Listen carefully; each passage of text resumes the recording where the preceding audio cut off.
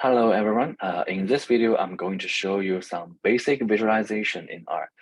By basics, I mean the basic statistical plot we can use in SPSS. So line chart, you can see here, we are used R to build a line chart like this. We have three different lines with different, time. Here is the hour of the day. The y-axis here is traffic volume. So those three represent three different traffic sensors. They record the total volume of a road throughout the whole day in 2013 March the 8th. So you can see it here. And also I will show you how can we build a scatter plot. In this scatter plot, we can see these points, right? We have X and Y. And all the X's are average traffic speed. So that's kilometer per hour. And the y-axis would be average percentage of occupancy time of the lane. That means the percentage of the time such road is occupied.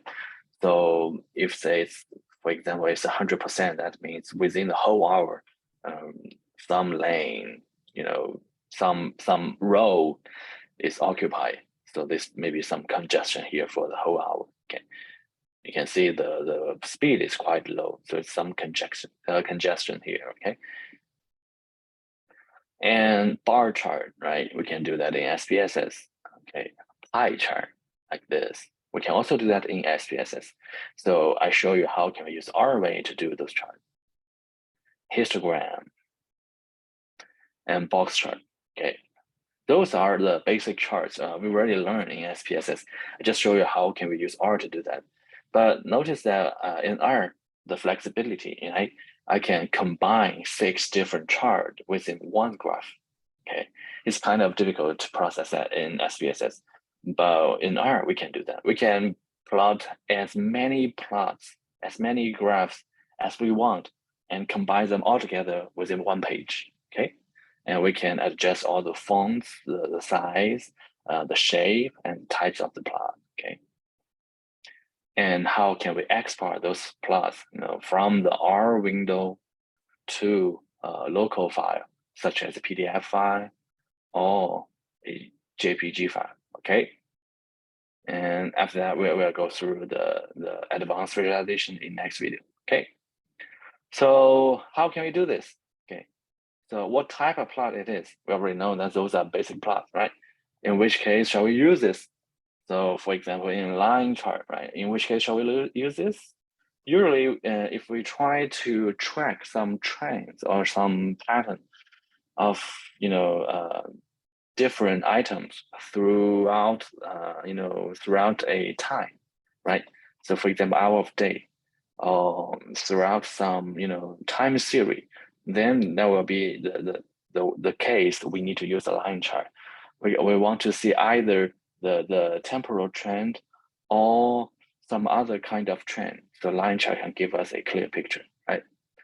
And for scatter chart, if we try to explore the relationship between two variables, whether they are positive or negative correlated, scatter plot can usually give us some hint. For example, in this case, I have a vertical line, the y-axis, meaning occupancy, the occupied time, percentage of the time occupied by car, right? And we can see the horizontal line is the traffic speed.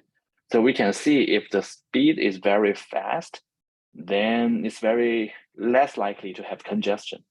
So the lane may be less likely to be occupied. It's just, a car flash away, right? On the other hand, if we have a car with 100% occupancy, that means within the whole hour, the lane, are, filled up with all the cars there, all the vehicles there. And the speed is quite low. In this case, almost close to 0, like 5 or 10, something like that. So in this case, there might be some congestion in this road. So we don't know about we may get this the traffic sensor ID, then we can find which road got the congestion in the whole hour, okay? Bar chart. Usually when we try to compare the numbers between different items, we try to use bar chart, okay?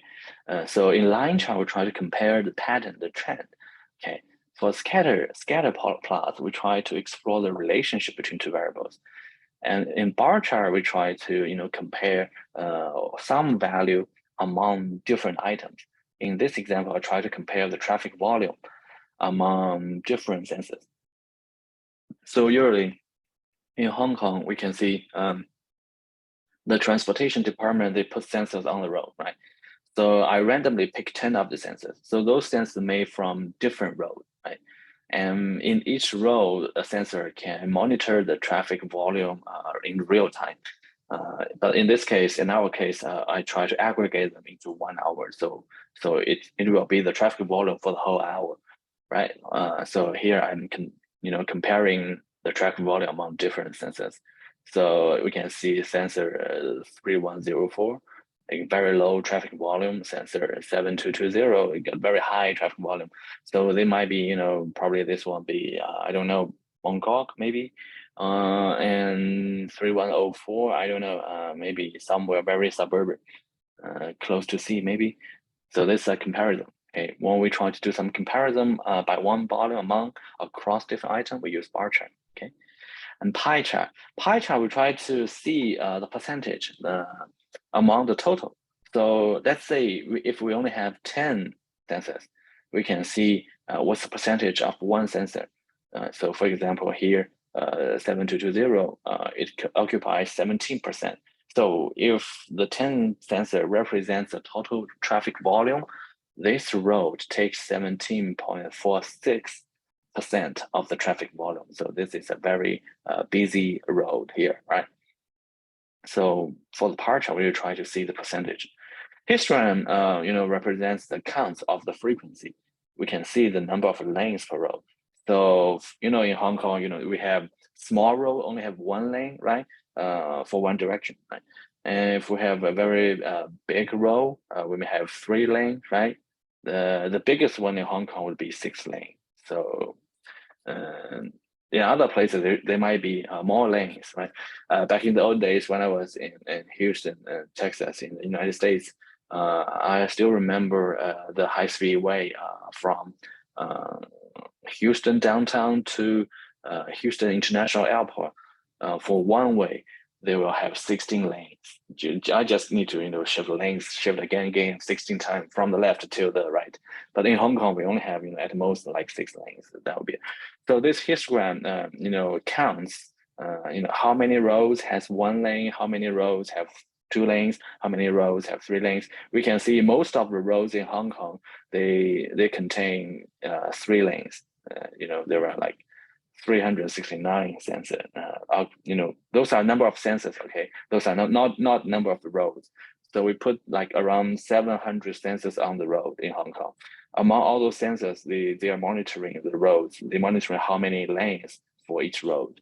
And among those 700 monitoring road, there are 369 roads containing 3 lanes. So we can see here as the most frequently count. That's a histogram. Okay. And box chart, we all understand the box chart. We have the median value here, right? We have the outlier, the maximum, minimum, first quartile and third quartile. That will be the meaning of the box chart. Okay, so that's just the basics. The basic meaning of the statistical charts. Okay, and now we will go deep into the R code to see how can we plot it in R. Okay. So before that, let's go to the basic of VisR. In this file, I'm going to show you those basic plots. Okay, but before we go to the plot, we try to load the data and the traffic data. We try to see the content of the traffic data. We can see the first column is called detector ID, which represents the ID of those traffic sensor. Okay, direction, maybe the traffic direction. I believe the southeast means from the towards southeast, I believe. I'm not so sure. I need to check the documents. But in this class, we just need to understand this will be the direction of the traffic. Okay, date will be March 8th. So all the sensors will be on March 8th. So this won't change. Okay, hour of the day will be 0 all the way to 23. So 0 means from 0 o'clock to 0 o'clock 59 minutes, and 1 o'clock, so it's 1 o'clock all the way to 1 o'clock 59 minutes. So here 23 means from 23 o'clock to 23 o'clock 59 minutes. So that consists of the whole day, 24 hours. Okay. Average speed, that's the average speed of the traffic in that sensor. In this case, I did up averages. So in the raw data, we have all the the speed for each lane and for each minute. So the raw data, the sensor monitors the traffic like 30 seconds, not like 1 hour. I aggregate all of them by hour. Okay. I mean, average occupancy. So that's the hourly occupancy. Again, this is a percentage of time. So 3% of the time. So 3% of an hour, this road on average got occupied by how many cars, right? And total volume, that's how many vehicles passed by within that hour. Okay, in this case, 295. Valid, which means whether the sensor is valid or not. It could be 0. A 0 means within that hour the sensor is broken or somehow stopped, cannot accurately monitor something. The sensor may still receive some data, but they cannot accurately monitor the traffic. So we can see some zeros, but most of them are valid. Okay. Otherwise, we won't have those, traffic volume. Okay. Okay, now that we understand some background of this data, let's go back. Let's go to see how can we build a line chart. Line charts. Okay.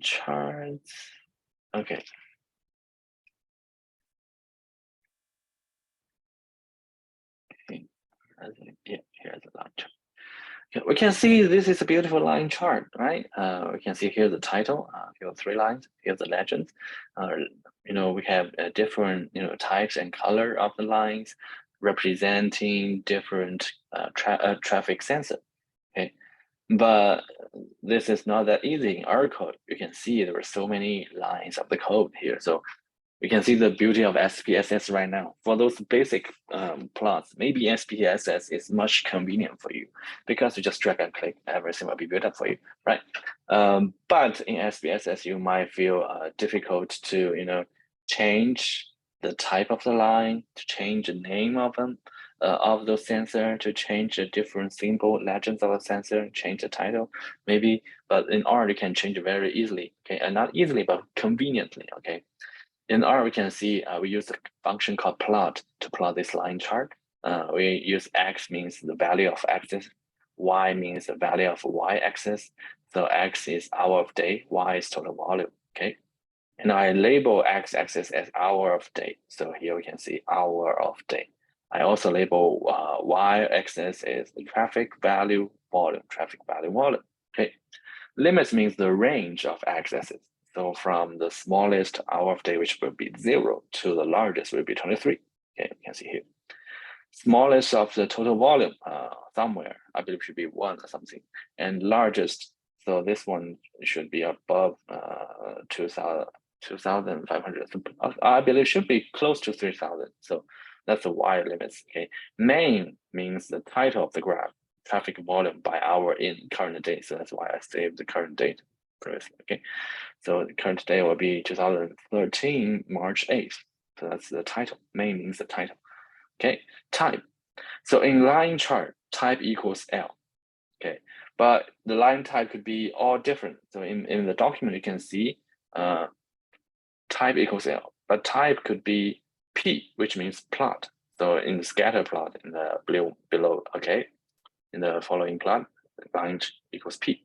It could also be B, means both. So points plus line, or COHS, all the different types of lines. So I won't get into detail. You can try yourself. So this is how we plot a line chart, okay? But you can see this is only for total volume and for what sensors name line equals 1, okay? So only first sensor. I randomly select 3 sensors. Okay, so I also need to add 2 other lines. So how can we add multiple line within one line chart? We use the function lines. So for the second line, x equals still hour of day, y equals still total, but we change the sensor ID from 1 to 2. So sensor ID, we have the second sensor. Similarly, we'll do it for the third sensor. That's how we create 3 lines within one line chart. Okay. And legend function will give us some features of the legend.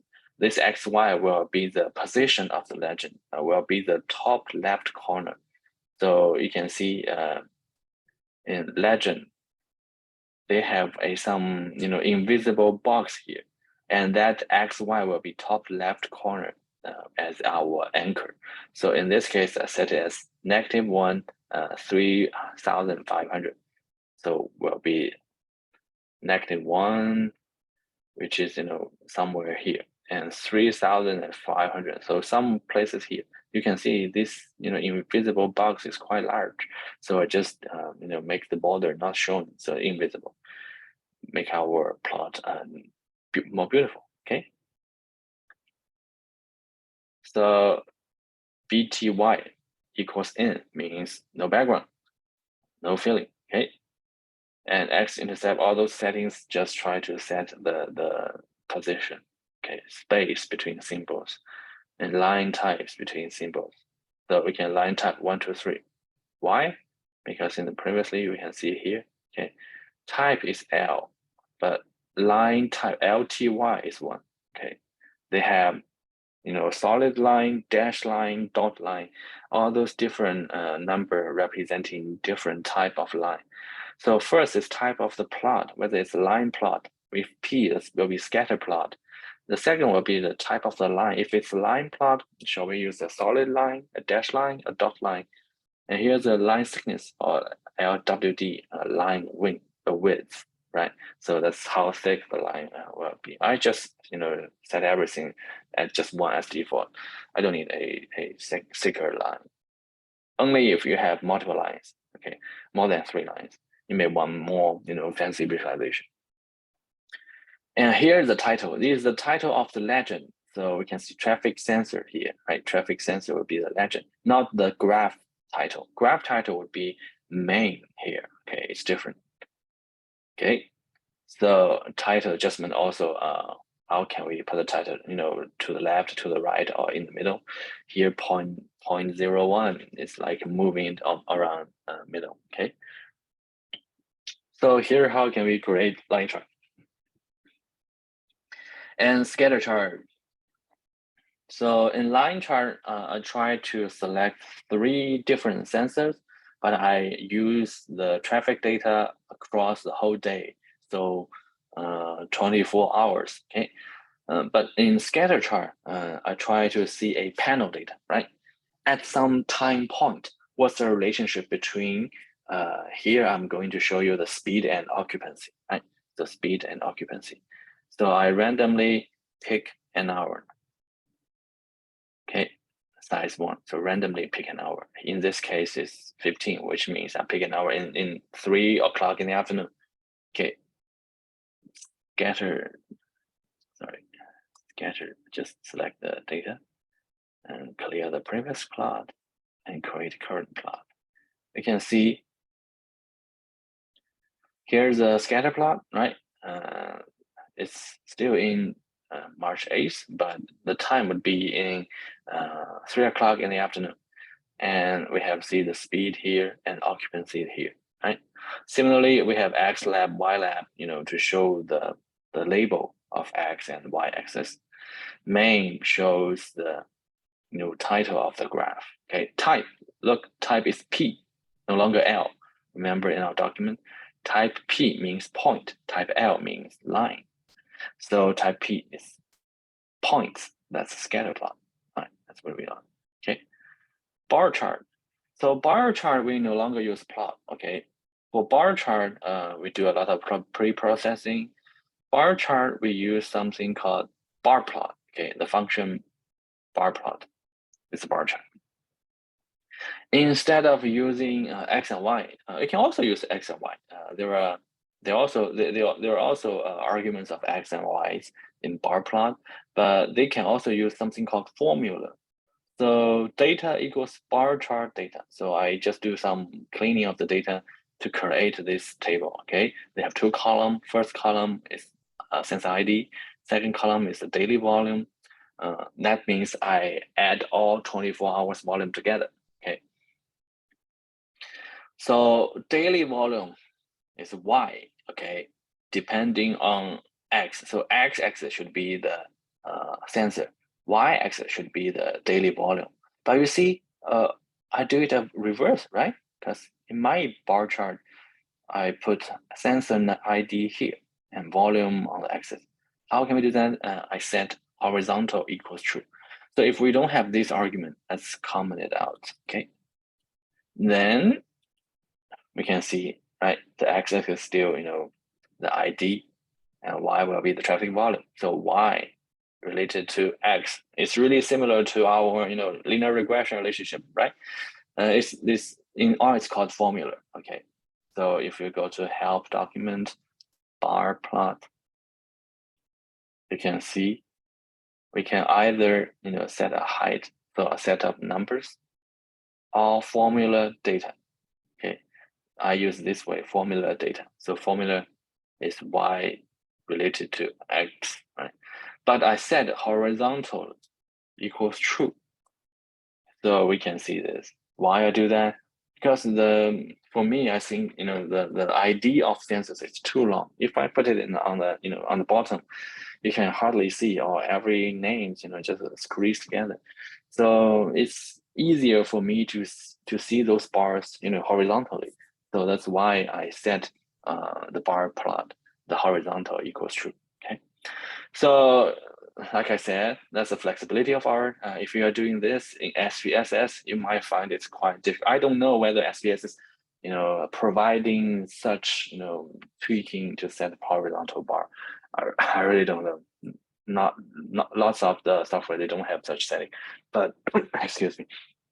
In R, you can set it just by, one line, horizontal equals true, then change. Okay. This is how we plot a bar chart and pie chart. Okay, pie chart. So those two line 151 and 152, I was calculating the percentage for each traffic volume comparing to the total volume. Okay, and create a bar. So for pie chart, I also see the function pie. It's not from the function plot, right? And previously, we can see plot and type. There were several different types, but no types of bar chart, right? They only have histogram, but no bar and no pie here, right?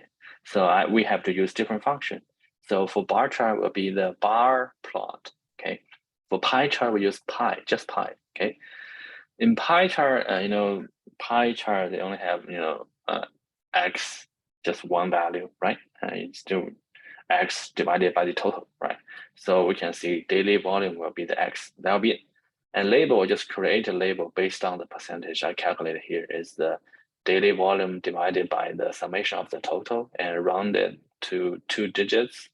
So it's 2 decimal points and add a percentage mark here. So you can see a percentage and 2 digits number here. Okay, 2 decimal points. Okay. So then I put this label into here, label, so they can label all the way from, I believe should be clockwise, not clockwise. And main is still the title of the graph, so title of the graph, okay. So that's how we create pipeline. And histogram, you can see, again, we can use plot to plot that function, as we can see here, type equals H means histogram. But we can also use a function called hist. It directly plot a histogram like this, okay? And Y lab, X lab, main all the same. They are labels, right? Y mean, X lim, Y lim also the range, okay? And we can see breaks. If you don't set breaks, it will be a very weird, a plot. Breaks, because I want to see 1, 2, 3, 4, all the way to 6, because the lanes, number of lanes, they are integer, right? I want this integer to shown as in the middle point, so I need to break those frequency into different bins. So for this one should be 0.5 to 1.5, right? So here breaks 0.5, 0.5 to 1.5. That's the first break, and 1.5, 2.5, right?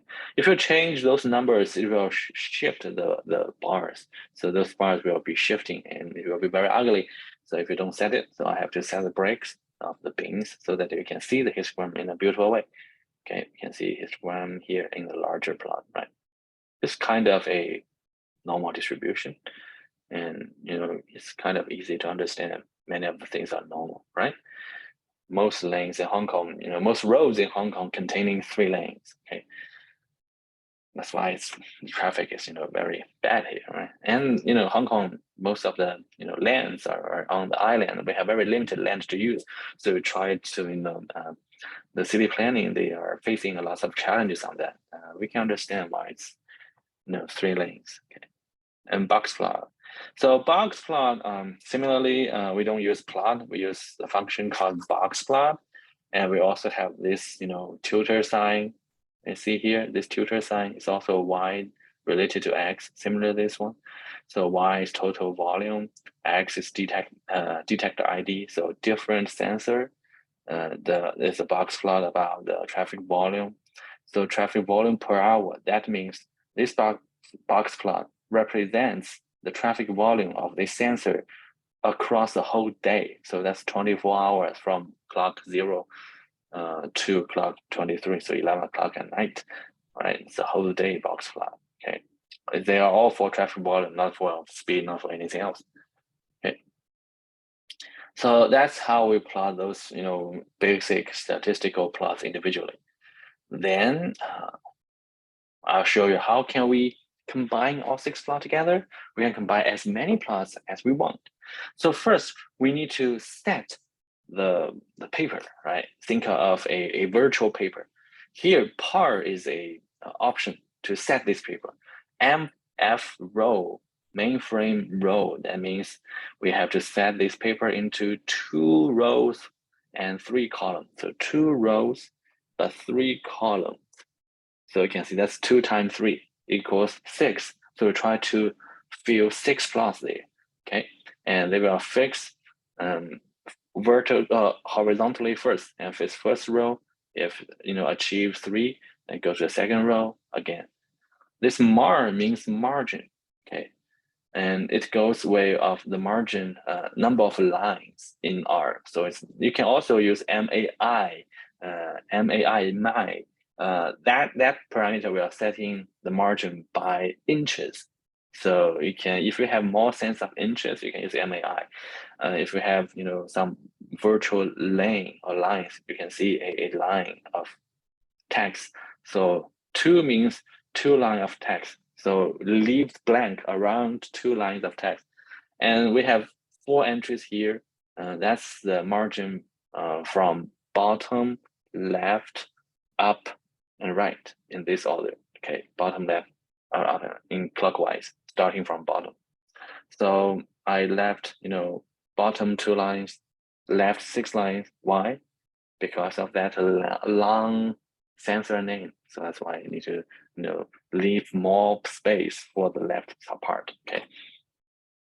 So we're setting the virtual paper into 6 plots and setting the margin for each plot as 2, 6, 2, 2. Okay. So let's first clear this. Clear this plot first. Okay. Let's set the virtual paper into 2 by 3 row and margin to 6 to 2. Right. Just execute it. It's already setting. It's already set it. Okay. It's already set, and we put out the first one. You can see here, right? It's 2 by 3, right? So first plot. Headlines, legend. Second plot. You can see this one, right? Third plot. Fourth plot. Fifth plot. And sixth plot. Right? if you look at this small window, they look, all kind of ugly because they are, they all squeeze together so tight. But if you put this zoom button, okay, you go to a larger one and you expand it, you can see they're quite neat right now, right? It really depends on the showing size. So in the following, we try to export those export those graphs. We also need to set the size of the paper, the virtual paper, so that we can have a better visualization. So by those settings, we can, put all 6 plots together without any overlapping here, and every text are clear. Maybe some percentage sign, here a little bit missing, but the rest looks quite beautiful, right? So it is very convenient for us to do. You just do a virtual paper setting and put the plot there. In SPSS, you can't do that. You can never combine 6 plots within one paper. You have to manually, copy paste in a Word document if you got the plot you want, right? And for the second part, the advanced plot, SPS cannot plot any advanced plot. Okay. Okay, so that's how we do a basic statistical plot in R. Now that we have already created all those plots, how can we export the plot into PDF? So you see in our in our folder here, I have no plots, right?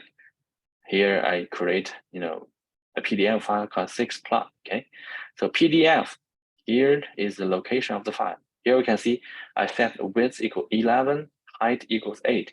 In PDF function, those number means inches. Okay, so 11 times 8 inches are standard US letter size. Okay, in Hong Kong and China mainland or in other European country, they may use international standard, the A4 size paper. I don't know how can we convert that into inches, but if you try to convert that into inches, you can set a A4 size paper. So width is longer, height is shorter, so narrower. So I just like do instead of landscape, instead of portrait, I do a landscape size. So it's long rectangle here. Okay, so I create PDF file again, set the 2x3 rows, plot all 6 plots, and dev off means clear the plot and close PDF file. Okay, here's a G2. Okay, we can see here's a PDF file with 6 dash plot. Open it, we can see here, right? But it's different from our view, right? It's different from our view here, right? Because the size, okay? Because in my screen, I'm a 16:9 ratio, the wide screen of a 13-inch laptop, right? So it's a different ratio from the US letter size. We can change it to the same ratio. For example, you change the width into 16 and the height into 9. It will be the same ratio as shown on my computer. Then you will see a same one. But since the ratio are different, so the PDF file looks different. Okay. Okay. Let me close it. So that's how we export. But sometimes we do not want an PDF. Sometimes we try to use JPG. So JPG is a quite common format for pictures. So how can we export those plot into JPG? We also use the same thing. Let's first clear the plot. So clear. And JPG is a function to create JPG file. Okay, JPEG. Okay. And instead of inches in JPEG, those widths and heights number means pixels. So we know for a 720p high definition picture is the 1280 times 720, right? And that quality means the percentage of the quality. The higher number, the better. So it's from 0 to 100%. Okay, but the JPG format won't give you a very nice picture as PDF format. Sometimes just want it. Okay. Let's just run it. Okay, 6 plot and dev off close JPG. Okay, we can see create an image, right? JPG, okay. This one, they have the same shape as my laptop, right? Because I'm using, 720, the HD format ratio is the same as my computer, my laptop ratio. But once you zoom it, okay, when you zoom it, you find all those pictures here, right? It's not so clear, right? Because of those pixels, okay? No matter how I change the different size of the picture, this pixel is kind of difficult to get rid of. So I seldom use JPEG. I usually use PDF. If you go back to the PDF file, you can see, sorry. The resolution in PDF file is very good. You can see I've already, expanded to 150%. It's still clear, right? I can keep, expanding it, zoom in.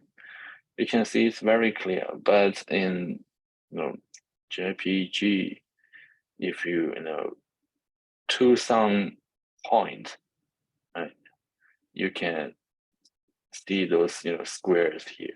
That's the pixels here, okay? So I would suggest you to use PDF instead of JPEG, okay? But if you want a JPEG format picture, here's how you can do it, okay? Remember about the basics of the statistical plots and how we do it in R, and in which case shall we use what type of plot? Okay, I will see you in next video for advanced visualization.